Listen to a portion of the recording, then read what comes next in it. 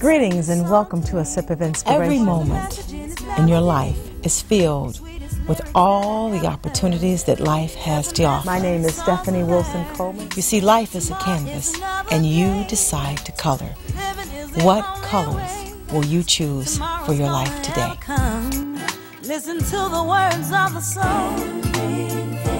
Everything gonna be Greetings and welcome to A Sip of Inspiration. I'm Stephanie Wilson-Coleman, your host for tonight's episode of Eating to Live.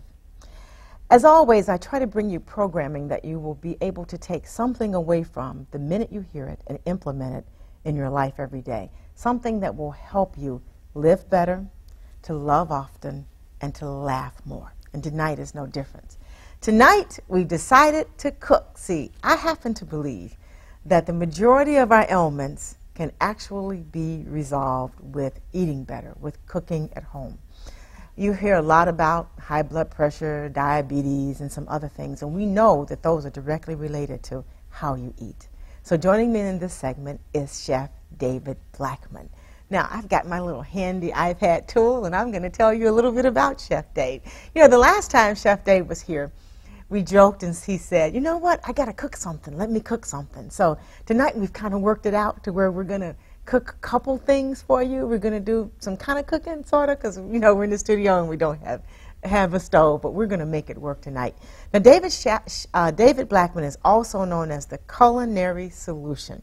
He's been doing this for 19 years. Now, that's a surprise to me. I didn't know that. It's like, my God, how do you fall in love with food for 19 years? And he's got this incredible wit and this incredible humor that makes cooking just fun. He's also currently the program administrator for hospitality, culinary arts, and agricultural sciences for the Chicago public school system. So not only is he cooking for us today, he cooks for kids all throughout the school system. And that has got to be excited. You know, he is married. And as he says, he didn't get his wife with his good looks. So he got him with his ability to cook. And he has a set of twins that are following his footsteps. So I want to welcome you again today. And we're going to talk about food.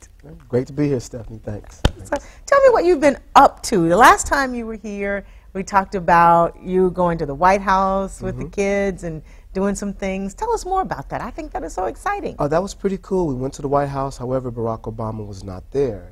They were here during the G8 NATO summit. Okay. But we went ahead anyway. We went briefly, and then we went on some other tours around Capitol Hill. The students, they won a healthy cooking battle. All the, lunchroom, everybody talks about the lunchroom food not being that great. Well, my culinary students are looking at making it better. And so the winners, because all 19 high schools compete, the winners went to D.C. And so I went with the students from Chicago Vocational Career Academy, or for all you old schoolers out there, CVS. Okay, so people go, what's that place? I know. Right. So I took some students there, and we took D.C. by storm, and they came in second place in the national competition. Oh, my God. What did they cook to get them there? They did a buttermilk oven-fried chicken, sweet potato salad, and a dish called Cousins, which is a mixture of collard greens and cabbage. And it was a fantastic dish. I really felt it was first place. I mean, they're first place in my heart. But, another dish won from San Jose, California. But it's okay. We're going to get them next year. I know that much, God, so who came up with the idea of the recipes, you or the kids? Well, I have 39 hospitality culinary arts teachers that work in my department. Okay. So a lot of the dishes are inspirations from the teachers. The teachers help guide the students, say, what about this? How about that time we made this? The students go, yeah, that was good. So can we put this, and this together? And they had to price it out, make sure it didn't cost no more than $1, and they had to follow the USDA guidelines of nutrition. And so the students really had to put themselves in the same shoes as a cafeteria manager at each high school. But they had to walk that walk and see what it's like, because it's very stressful. It's not as easy as you think it is, and the students learn that much. But a lot of the dishes are what the teachers help drive the students, and I'm amazed at what the students come up with, with their guidance and their instruction. So in the school system, do you have a day or a week where you showcase just the foods that the kids are creating, or is it all pre-decided? Yeah, there's so many events that every high school has. But we have a big a capstone event every year around early May, in which all the high schools, all the high school seniors have to come out and do something for the general public. This year they did it for, because we had the NATO here in Chicago, every school picked a different country. And so the students had to write a report about the country, and they had about 3 or 4 dishes that they were sampling out that they made, you know, that was authentic to the country standards that the country's known for. And so, you know, when you go from every table, you can ask them questions about the country and sample it and then go to another country. So within that time frame, you can go around the world in less than 2 hours. I call it Passport on a Plate. It's a big citywide event. The mayor came through, and he can eat. That dude can eat. Man. Passport on a Plate. So what was your favorite? Well, I can't say. Okay. They were all your my favorite. I enjoyed every dish, and when I do these type of events, students are trying to feed me left and right, and you know, when it's over, I'm just like, you know, trying to fight itis and a whole bunch of other things. But it's a wonderful event, but it showcases our babies. And then every once in a while, I bring them downtown. I have students get bussed in to sit in the lobby at CPS, you know, to show, you know, the administration how wonderful the kids are. So they would be downstairs passing out cookies, doing a cooking demo. I even had students out in the streets doing ice carving, you know, one cold February day. You haven't seen nothing, so you've seen a teenager with a chainsaw going at on a block of ice. It's kind of fun. So. Gosh, we're going to have to keep up with those events. Those are absolutely fantastic. Those are the kinds of things that you never hear about when you talk about Chicago Public Schools. Those are fantastic. Yeah, I mean, you hear about all the negative stuff, but I'm only here for the positive stuff. And not too much negatives happen, you know, in my department. You know, a lot of kids do well. They, you know, they're graduating, a higher graduation rate than the normal graduation rate. Okay. They're coming out with industry certifications, food handling, both city and state. So that makes them very employable. We give them work skills to, again, make them employable because we want to make them ready for life. You know, so if college doesn't work out, I want you ready to live. And give them some self-esteem that they have purpose. And I wish there was a guy like me when I was in CPS, you know. But, you know, we're here, and there's others, there's 72 other pathways. So they do barbering, cosmetology, there's nursing, there's carpentry, IT. They're going to open up 5 schools that are focusing on STEM, IT, that's math, science, education. So it's a lot going on in CPS within the Career Technical Education Department. Oh, that's fantastic. So how did you get started? How did I get started? Yes. How did this love affair with food start for you? Well, I'm a big guy. Okay, I like to eat, and I come from a rather large family. I'm the baby in the family, and sometimes it's eat or be eaten. And so, you know, if you run out of food because it wasn't enough for me, I'm learning to make it myself so I could just have my own thing. But I found it was something I was pretty good at. A lot of people said that's tasty. My older brothers and sisters used to ask me, you know, to bring their girlfriends over in the morning and make them breakfast, and they would give me money. And I wanted video games when I was young, so I used to work for that. And then I started selling cookies. My mom made a lot of different cookies. She was a pretty good baker. And I used to sell cookies as a little side thing when I was a teenager, so kind of legal, you know. And I made some pretty good money in the 80s. You know, I used to walk around with a lot of single-dollar bills in Inglewood, and people thought I was, you know, that kid, the cookie kid. But no, you know, it was a legal business. Right. But I also found out girls like cookies, and I like girls. And that's a great way to get a girlfriend. I look at it that way. So after I got out, I, you know, thought about what I really wanted to do in college. Really didn't know. So I did culinary and attended Kendall College, and that was a lot of fun. Learned a lot, seeing a lot of people that don't look like me. So it was a nice culture shock, but it's also to learn that the world's bigger than the neighborhood I grew up in. And then went ahead and went to college, got a bachelor's in journalism, and continued on. But I enjoyed it the whole time through. You know, food has always been there, but it's been a side hustle, a great way to make extra money, because people got to eat. People have to eat. Yeah, so I've always kept a job going on through that field. But it's been a great social togetherness. Food brings people together, you know, at the funerals, or you know, to make friends, or to, you know, meet your neighbor, and you show up with the pie, you'd be surprised how much they're like, oh, hi, you know. So that's what food is, and food's there, and it's always been there for me, and it's always going to be there for everybody. So I enjoy what it is, and that's why, you know, my love affair started with it, and it continues on. Now, you're also a master scuba diver, right? We were joking about this earlier. So, do you ever dive just to see what's in the ocean that maybe you could bring back with you?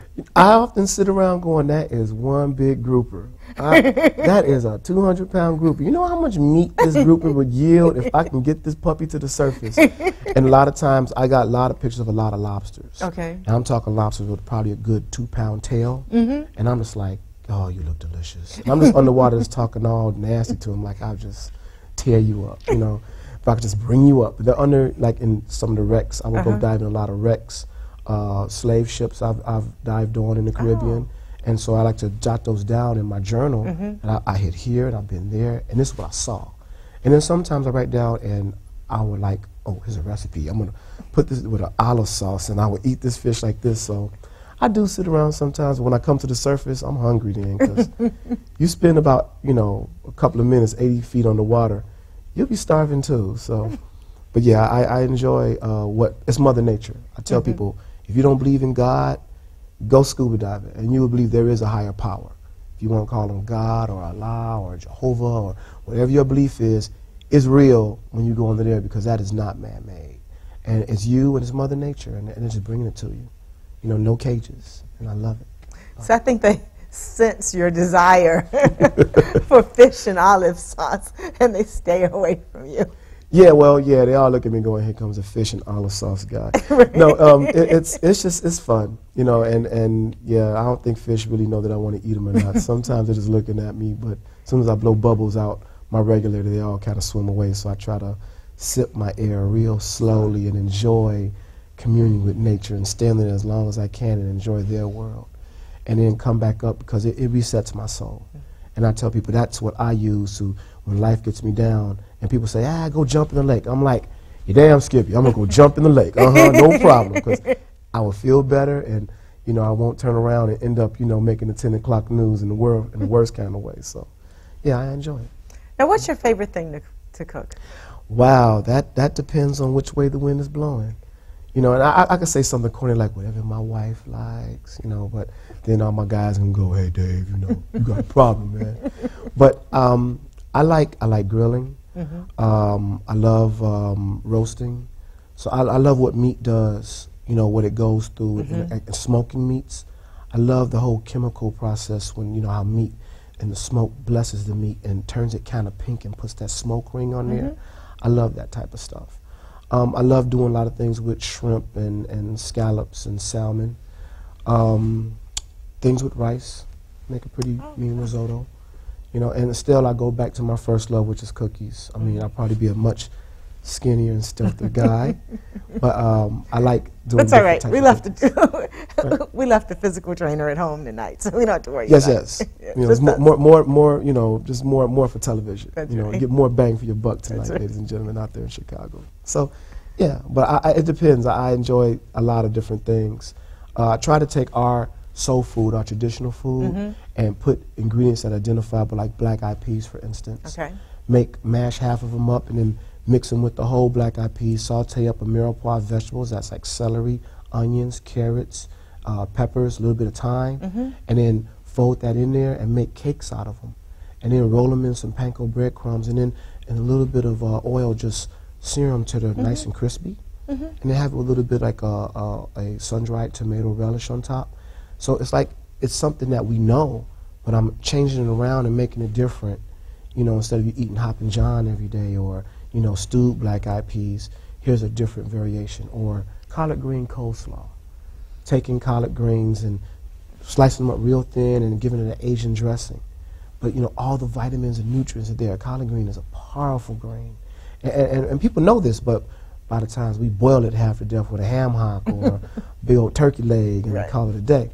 You can eat it, you know, sauteed, or you can eat it raw.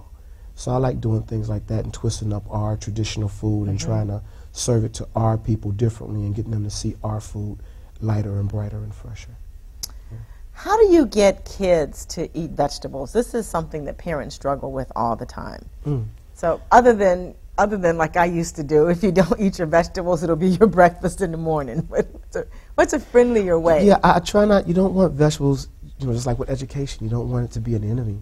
Right. You know, you want it to be enjoyable. And I go by, this is my mantra that I've adopted, you know, working in CPS. It's engage, educate, and empower. Okay. But if we can engage the kids, you know, let's make something together, like a pizza. It is a good platform. Get some pita bread, and you got a grill, or you can heat your oven up to 500 degrees. You can have the kid put a little sauce on there and a little bit of cheese, and then pick out what they want. You know, and then they want to really, kids want to please you. So, you know, if you're a parent, this is a good way to get them into it. So if you like zucchini, the kids are going to want to try it. My kids love asparagus. Now, I don't know how many people say their 7-year-olds really love asparagus, but they eat them as if they were French fries if I grill them up. Because Daddy and Mommy, we love asparagus. Now, the next day, you know, I don't want to be around the kids, you know, in the morning, but it's give them a chance to put it on, say, pizza. Okay. And they feel like this is my pizza, and I own it, and I'm going to try it. And then for, you know, like, you know, I like red onions, or I like spinach. You know, I'm really into this fruit or that fruit. My daughter eats all types of fruit. Matter of fact, my daughter is almost a vegetarian. I don't know whose baby she is. I don't know if she ain't my baby, she ain't my wife's baby, but because we're meat eaters. But she is almost a vegetarian. She eats a lot of fruit. She eats a lot of vegetables. She loves it. And I'm like, okay, I'm going to give it to you, baby, if you want it. But you empower them and you gauge them. But you got to show it to them. You got to make it relevant to them, you know. So I try to flavor it in some way they may like it, short of frying it, you know. But that's one way of just getting the kids to do it, you know. Try it like I try it. If we can get the rappers out there, and I would say this live on TV, if we can get like Lil Wayne or Nicki Minaj or Waka Flocka to talk about eating tofu or eating vegetables and making it boss, right, we can get a lot of kids to change up their diets right there on the spot. Or grilled asparagus with the Maybach music. Yeah, Maybach music, grilled asparagus, put the flame hots down, pick up some asparagus. So if we can get them to eat, a lot of these kids are followers. You know, I think they'll get into it. That's another way. Make it pop. Now, a lot of parents are struggling with health concerns with their children. In the news, you see a lot of parents whose kids are suffering from juvenile diabetes, which is incredibly serious, or in even extreme obesity. And they're struggling with, how do you start? You've got a kid who's been eating nothing but fast food, living off of McDonald's or wherever they eat, and now all of a sudden they're 200 pounds overweight or 80 pounds overweight and they've got diabetes. Where do you start? You know, I mean, you have to start at home, because a big reason why their health is awry, if you look at it, is because their parents aren't eating right. I look at a lot of kids, I don't eat green vegetables. And I'm like, talk to the parents. I don't eat green vegetables. We could be talking about 3 generations of people who just void of green vegetables. All right? I mean, everything in moderation. They also got to learn that. But someone has to teach it to them. Now, I sit around on the board with the USDA and, you know, represent CPS and represent my program and what I do in agriculture. But I tell them, if we're going to go in these food deserts, if we're going to go into Inglewood or we're going to go into North Lawndale, we got to have somebody that's going to be able to really get with these families. You know, social service agencies, they got to start working with us. These big conglomerate churches, they got to start tithing back and working in these communities. We all got to start working together. It can't be just a party of one. And we got to make it, like, popular. That's one way, I would say. That's like I talked about the rappers. I really wasn't joking. I'm for real about that. You know, also tell them invest in a 401k too. You know, but make it pop like that, and get these agencies to start getting people that they can relate to start talking to them about eating right, eating healthy. You know, and I'm not saying I'm not the guy. I can show you how to make it taste good. I got another guy with a body by Jake who can tell you about eating healthy. Okay. But, you know, I'm the chef. So, I mean, I'm not the one to say put that down, because, you know, I got a guy that makes money. He can give me financial advice. I'll listen to him. Me being the big guy, I will say this right now. I'm not telling people put the food down. They're like, you big yourself. You know, but I was bigger, and people knew me as a bigger guy. So I've lost a lot of weight. Lost a lot of weight. To talk stuff, but I'm going to continue working on losing weight. And so getting it in there, getting into the neighborhood, teaching them, showing them. We have kitchens like CPS, my culinary kitchens. I'm in those deserts. I'm at Harper High School. I'm at Curie. I'm at Manley High School, Marshall High School. I'm at Finger. We have kitchens where we can open up to the neighborhood, and we can do 30, 40 people and eat and show them how to eat We're going to be building gardens in these schools. And that's what my thing is going to be, just come in and then open up those gardens and start passing out different dishes. So we got to bring them in and spend time with us. And that's it. You know. Well, let's get ready to cook. To the viewers at home, I want you to stay put. We're going to take a little bit longer break right now because we're going to relocate from the set over to where we're going to do some cooking. And I want you guys to join us. This is a call-in show, so I want you to call in and ask questions. I'm going to look at the food. He's going to fix it. We're going to eat a little bit. We're just going to have a great time. So stay put, and we will be right back. Listen to the words of the song. Everything's gonna be alright. Everything is gonna be.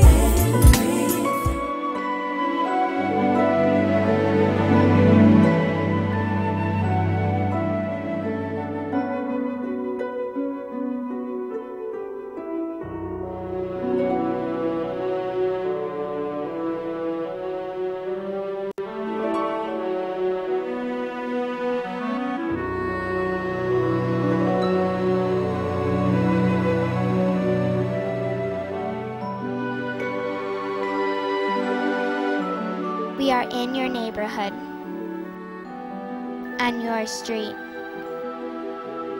and you are black.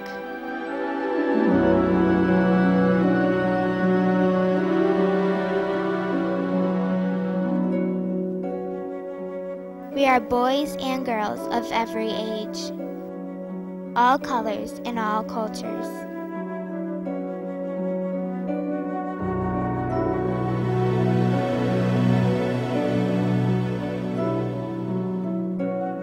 We are your nieces and your nephews, your brothers and sisters.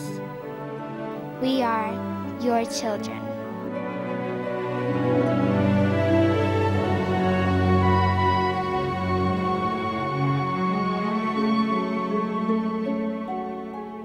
Before the Chicago Children's Advocacy Center, a child had to relive his or her story in up to 14 interviews with doctors, teachers, school counselors, police, special detectives, child protection agents, and lawyers.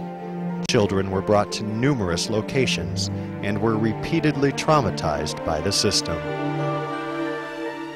Now, the system works for them. At the Chicago Children's Advocacy Center, professionals across agencies and disciplines come together under one roof to collaborate. Abused children tell their stories one time in a safe environment. Care begins within days, not months. Our specialized programs and counseling help give abused children hope for the future. The Chicago Children's Advocacy Center restores trust once lost. I think it's important for anyone, any individual out there, any corporation, any foundation, regardless of where you live, who you are, is give a contribution to the Advocacy Center, because what you're really doing is you're rebuilding the lives of children in our communities. No child should ever be lost because of an adult action or decision. All of us should rebuild the children's lives and their brothers and sisters in a family's situation. So I'd hope that people out there, regardless of who you are, is a worthwhile contribution to a center that's rebuilding the lives, both the mind, both the body, and the soul of children in our communities.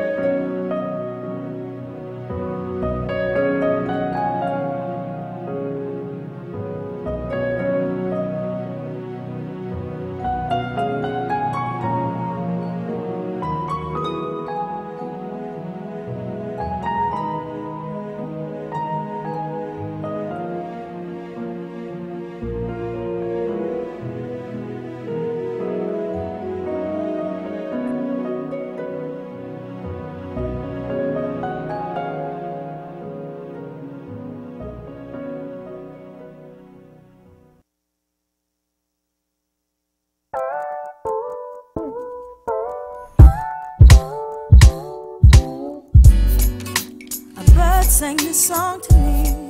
There was a message in its melody. Welcome back to A Sip of Inspiration and Eat to Live. I have joined Chef Dave over at our in-studio makeshift salad station, actually. We're going to make a couple of salads. I asked him to start with a basic salad and then to show you how to make it more interesting from there, to actually add more ingredients. Because sometimes I think that salads are easy, but people think that they're hard to make. And then you can add just about anything that you want to a salad. So here we are, and I'm going to ask him some questions first. Now, I want you to know that we are waiting for someone to bring us forks. So if I eat with my fingers, it's going to be all right. Because in my fingers, it'll be my food. So Your fingers covered. that's right, my fingers are covered. So he is now slicing a tomato and Actually, I'm dicing a tomato. dicing, excuse me. Yeah, one salad I'm going to make is going to be a Greek salad. Okay. Okay, I worked at a lot of Greek restaurants, and you know, it's real simple. It's just tomatoes, cucumbers, onions, feta cheese, and we make a vinaigrette. Oh, cool. So it's real simple salad, but it has a lot of flavor, and it's good with or without a meat. I did grill off some chicken, so we can either have it either way, you know, and that's what we'll be doing right now. Now, any tips about cutting that so you don't cut yourself? The claw. Learn the claw. You gotta learn how to hold your food like so, and let, you know, you won't cut your knuckles. You know, not you're chopping real tall or something, but let that also be your guide. But that's how you hold the food. People don't wash their fingers. Sometimes they're laying and they let their fingers like this, and then they cut like the pinky. Right. They didn't notice that, or the forefinger. Now I've cut this thumb and these two fingers numerous amounts of times, you know, and they've grown back. I think I'm half proud. You know, seriously, I'm like, I'm never going to see my nail again, and nails are back. So, you know, but yeah, we call it the claw. Okay, the claw. Like a claw. Okay. Yeah.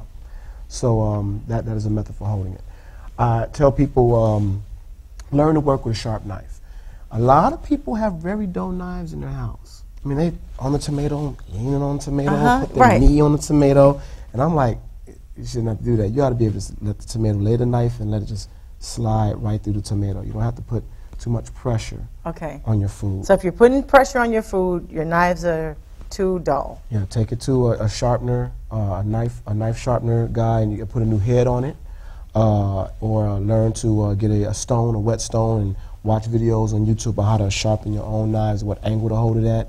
And, you know, you can save a lot of money learning how to do that. Or, like I said, take it to a professional and let them just run it right through. It's like $2 a blade. And a lot of times, a lot of chefs will take all the knives to the guys and let them do it themselves. And it stays nice and razor sharp. And it would be your machine. Okay. You know, your own Cuisinart right here in your hand. So, you know, and buy a good knife. Don't buy, you know, I'm not going to name any knives. I don't want the knife companies coming after me. But, you know, buy a good quality knife. And the best way is going to a knife store. You don't have to buy the whole kit. You can buy one knife at a time and just hold knives and feel how comfortable it feels in your hand. Okay. And does it feel like you're doing work, or does it feel like, you know, easy, like an extension of yourself? Okay. So at least that's what I learned in school. Okay. So that's where a good knife. Good knife. So the 5 for $9.99 doesn't qualify. Don't want to do that at all. My fingers have been saved. We have forks, and my assistant is bringing the forks. She isn't prepped for television, and she's running out really quick. Thank you. Yes. We've got forks. This is cool. Give it up for the assistant. Give it up for the assistant with forks. Yeah. All right. So right now I'm putting a dice of onions in here, a large dice. Now I'm going to ask you another dumb question. Now this is for the viewers at home. No such thing as dumb questions. Just dumb answers. You know, I go through the trouble of peeling my onions and then trying to cut them in half perfectly, but you just cut this in half, like down the center. Yeah. Okay. You know, I should have brought a whole onion in to show you how we would dress it. You know, here's the root part. There was a stem part that was attached to the regular part. You know, so it was sticking in the dirt and it was growing out the plant this way. Right. Okay, so we know that. So I cut off the part that had the growth, the vegetable growth growing to it. So stem down, and then peel it off. Cut it in half, right down the middle.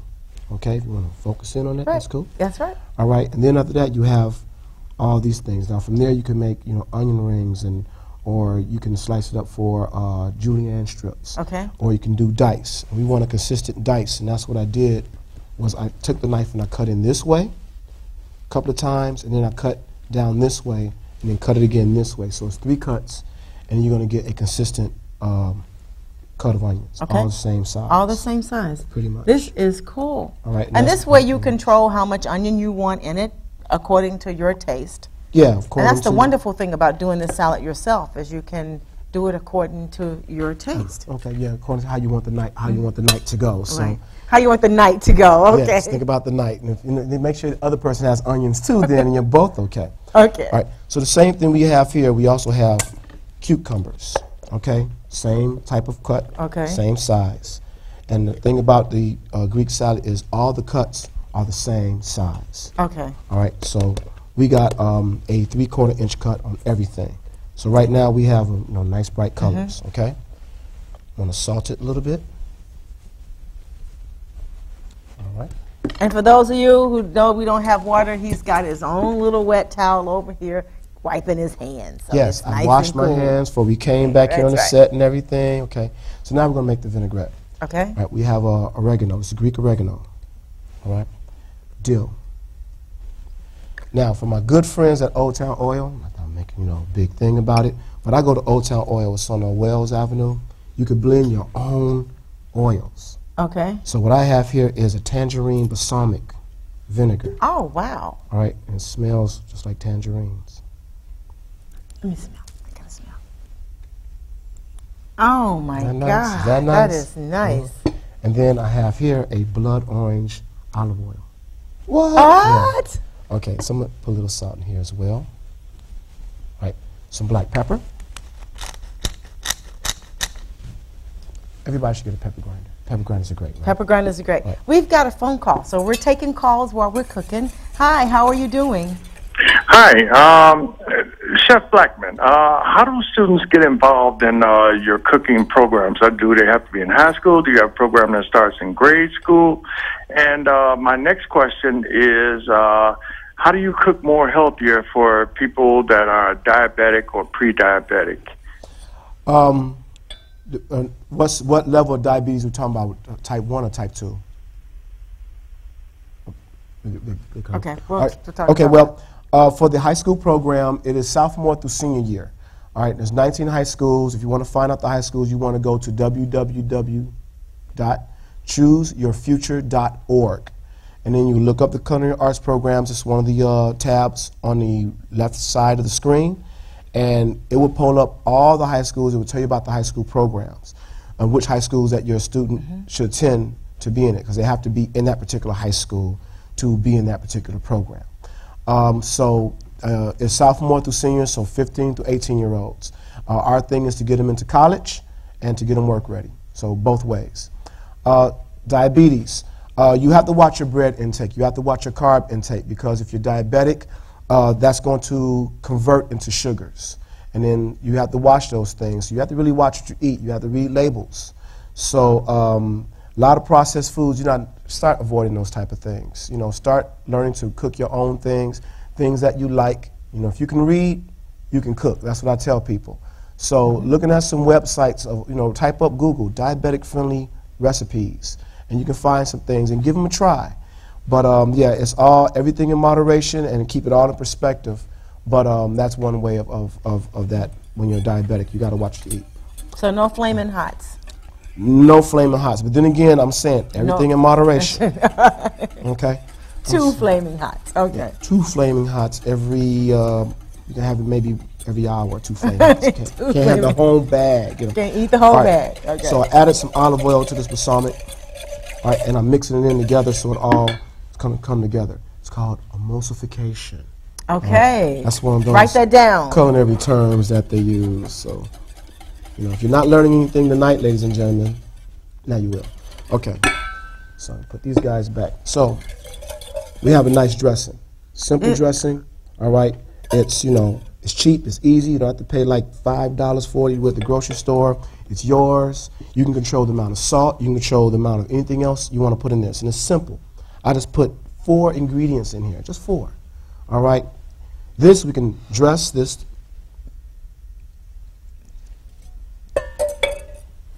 We'll get a spoon. Stir this up. you leaning up against me. This smells good. This smells good. Right. So we got plate number 1 Here's a set of twins. What are you doing to my daddy? What you doing? What you doing? Okay. Let's mount this up in the middle.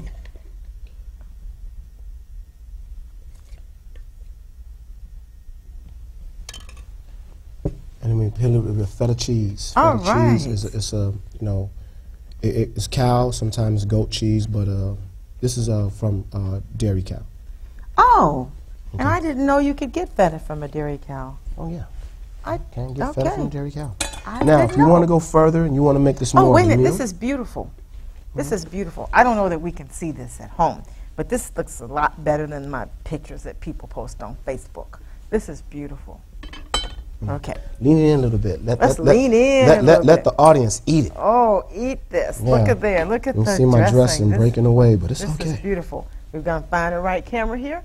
See there? And I'm tilting it. Isn't that gorgeous? And it took 5 minutes. Mm-hmm. Didn't take long at all. Have a couple of ounces of chicken on there. And now, for those of you who just said, that is all wonderful, but where's the meat? So There's the meat. So we're just move this over here a little bit, and we now have meat. That's grilled chicken sliced at an angle to make it beautiful. Yeah, it's a nice little bias cut, so you can see. A biased cut. Yeah, Okay. angle cut. So, okay. It's wonderful. Now, moving on with another dish. Okay. So I can taste this? Yes, you Oh, can. cool. It's edible. It's edible? Yes. Okay. Thank you. I know I stepped off the scene. I know everybody's behind camera going, put them back on. She stepped off over there. I just need my bowl back. Mmm. This dressing is wonderful. All right, now this is a simple salad. This one's mine, okay? Simple salad, Right, okay? This is one of my favorite salads right here, okay? Put the rubber glove on because I like to stir this up with my hands. Got a red onion. And I want a nice julienne real quick of it. Then slice them.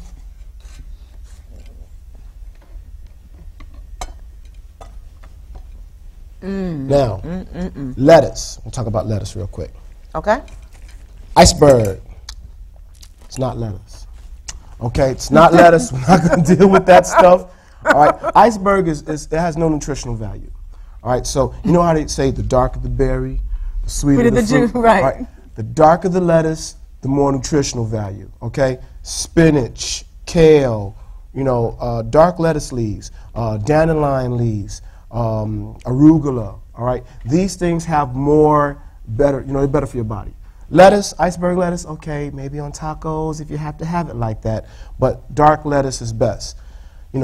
I always recommend muscadine greens. It's a mixture of spinach, it's radicchio, it's a red leaf lettuce, bib lettuce. It's about 4 lettuces, okay? Okay, so it's 4 lettuces to 1, but we want to go dark. And the whole idea of using collard greens as kind of a leaf in salad is new to me.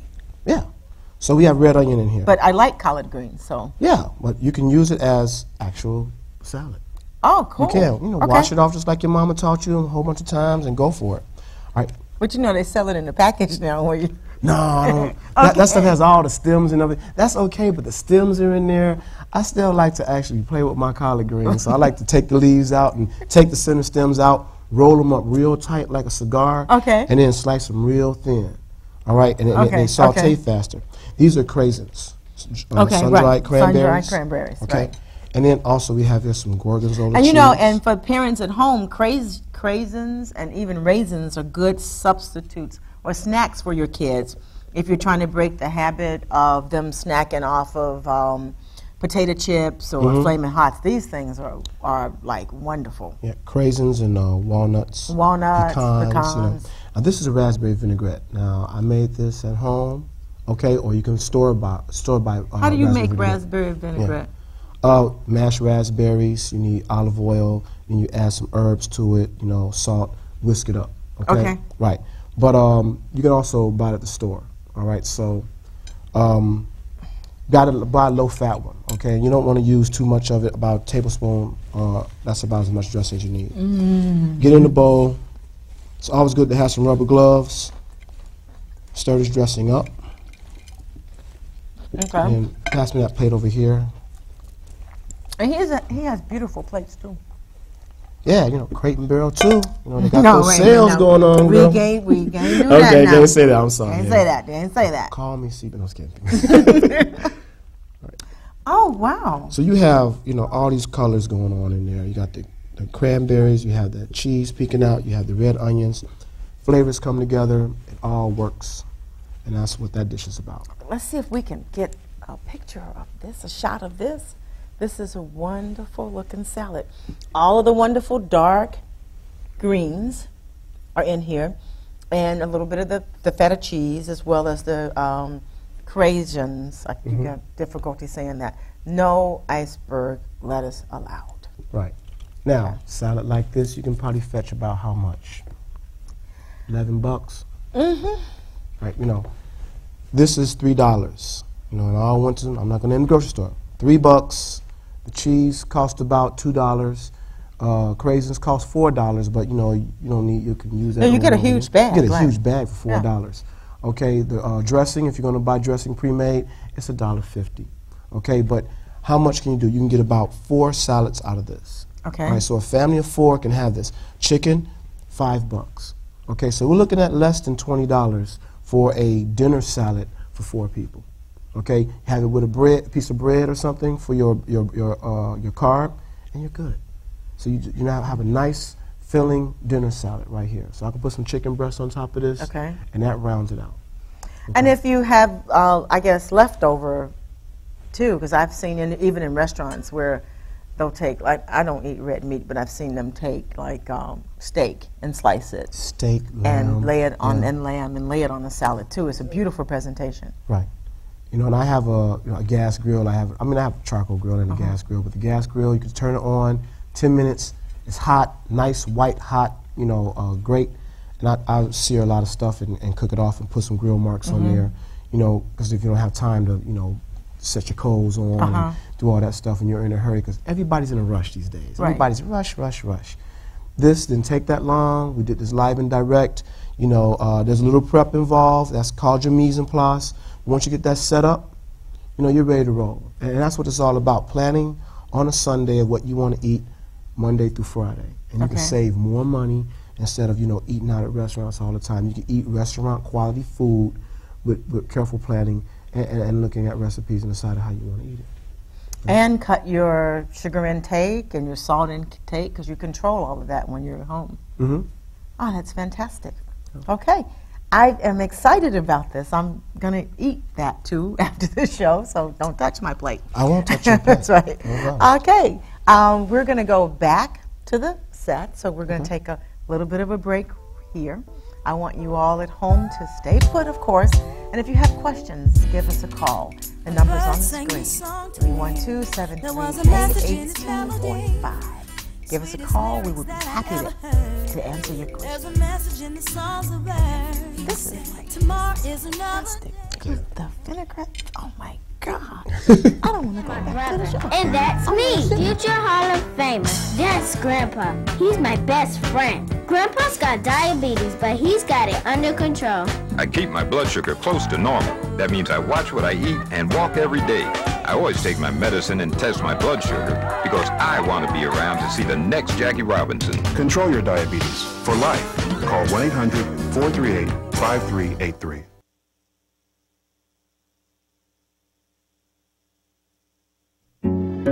It wasn't supposed to be like this. My baby's so worried.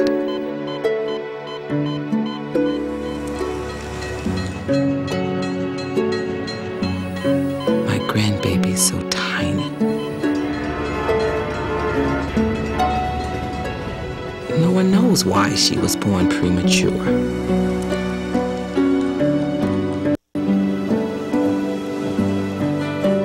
Or if she'll be okay.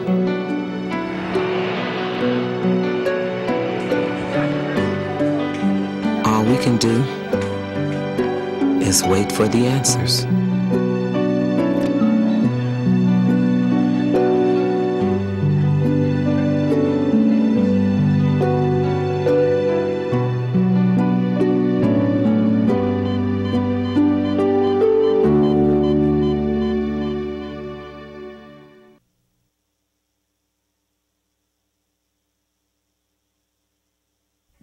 what's wrong with this picture. Half of young Americans can't locate economic powers like Japan and India. 20% can't even find the Pacific Ocean. Without geography, our children aren't ready for the world. Geography is everywhere. It's incredible creatures, rhythm, fashion, flavor. It's economics and politics. It's change. Understanding connections between people and places is critical in the 21st century. That's why we created mywonderfulworld.org. Go there now for your free parent and teacher action kits and give our kids the power of global knowledge.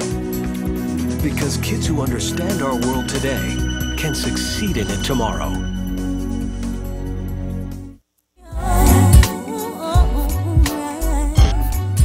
Everything is gonna be.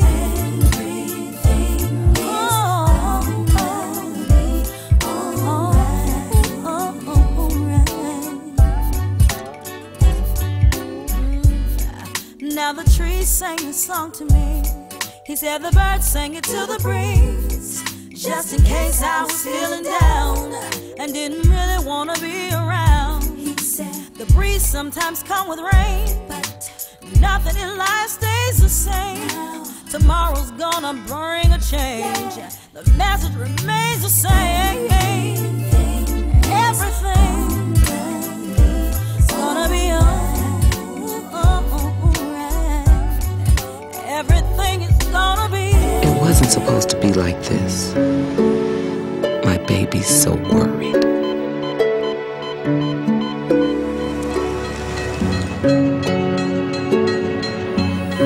My grandbaby's so tiny.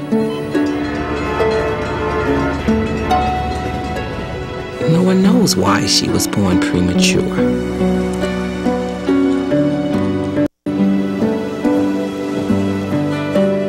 If she'll be okay.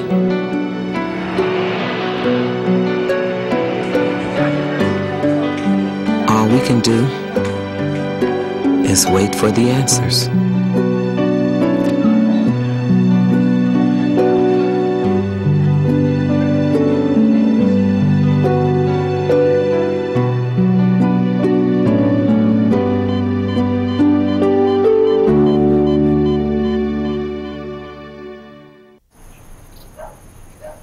Bet the mail's here. I got it last time. I'm busy. Busy?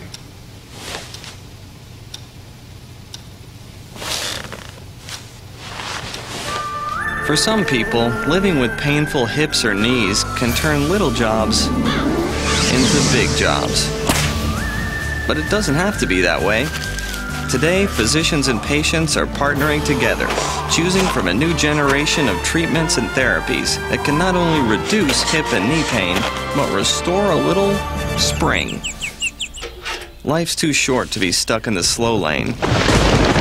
To get up to speed on just how far hip and knee treatments have come, visit orthoinfo.org, a public service message from the American Academy of Orthopedic Surgeons. Don't forget tomorrow's trash day. I'm waiting because I don't want to get a disease. I have a future ahead of me, and I don't want to mess up my life. If my husband asks me if he's the first, I want to say yes. Yes, yes. Because I respect myself. I have so much going for me. A child would only slow me down. I'm trying to break a cycle. Sex is a very special thing I only want to share with one person. There are too many consequences. The union between two people. I would always regret it. I'm protecting my daughter. Waiting doesn't make you less of a man.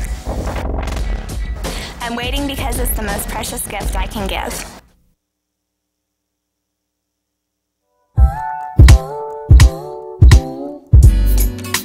A bird sang this song to me.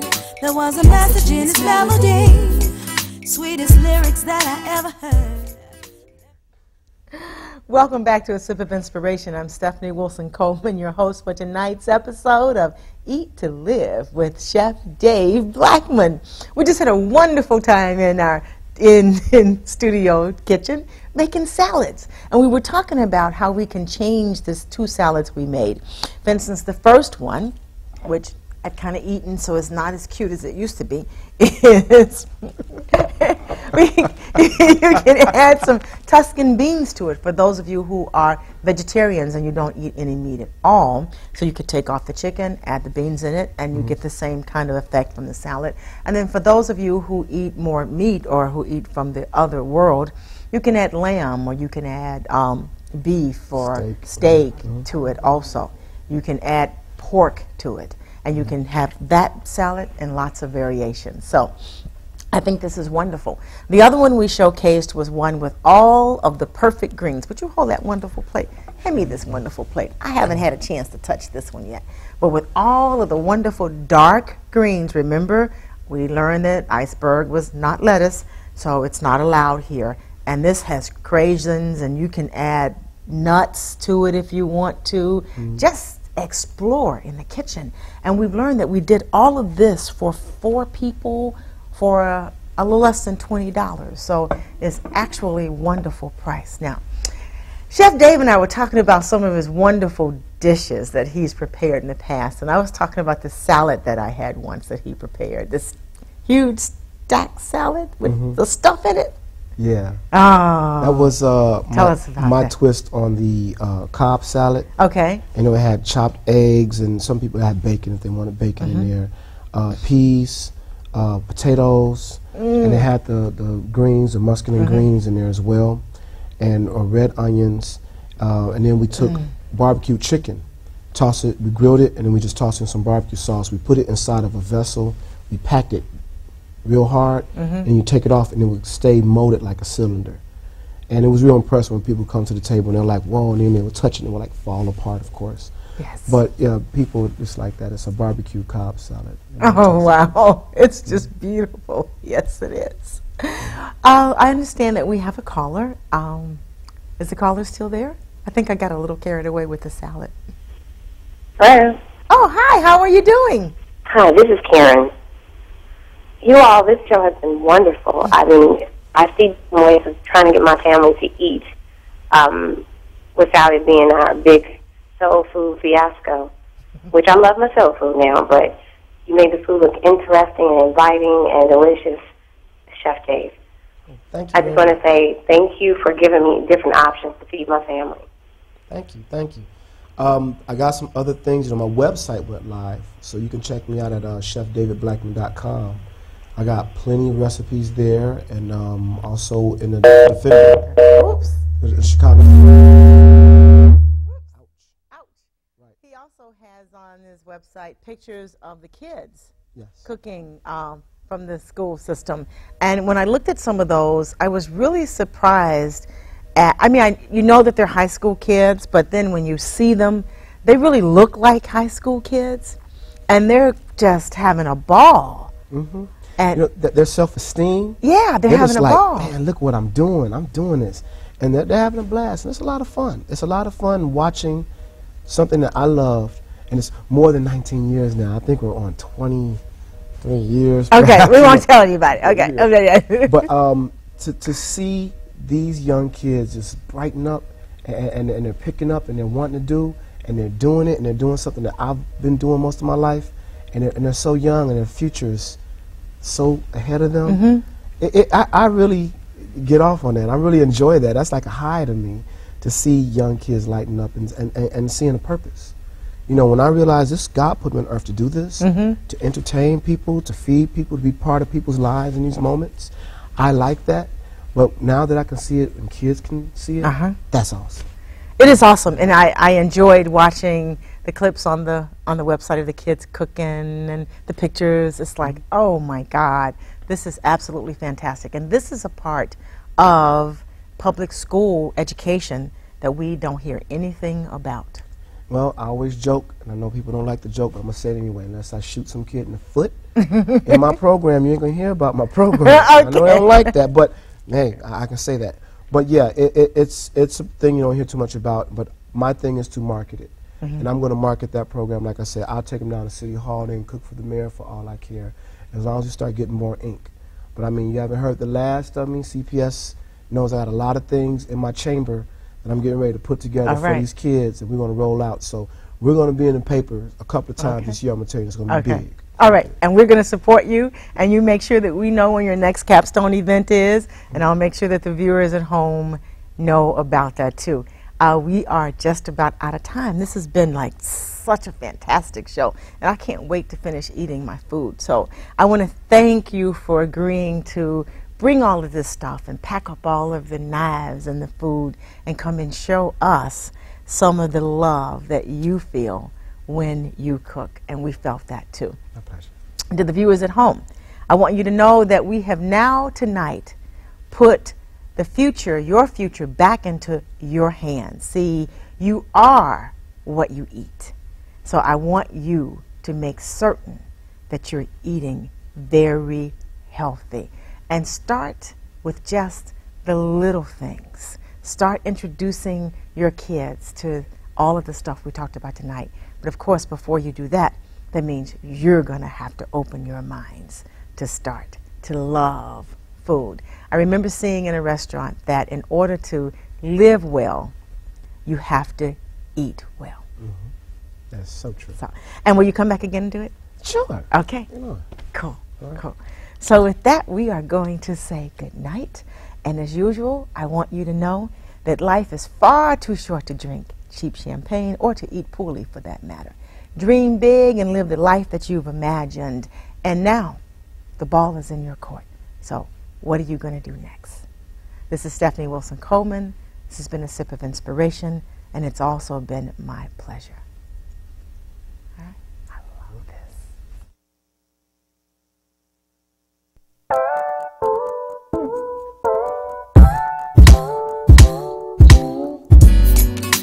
A bird sang this song to me. There was a message in its melody, sweetest lyrics that I ever heard. There's a message in the songs of birds. He said, tomorrow is another day, living is the only way. Tomorrow's gonna ever come.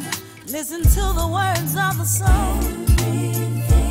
Everything gonna be alright. Everything is gonna be.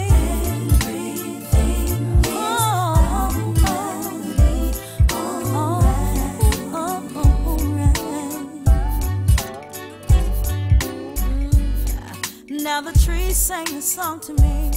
He said the birds sang it to the breeze, just in case I was feeling down and didn't really want to be around. He said the breeze sometimes comes with rain, but nothing in life stays the same.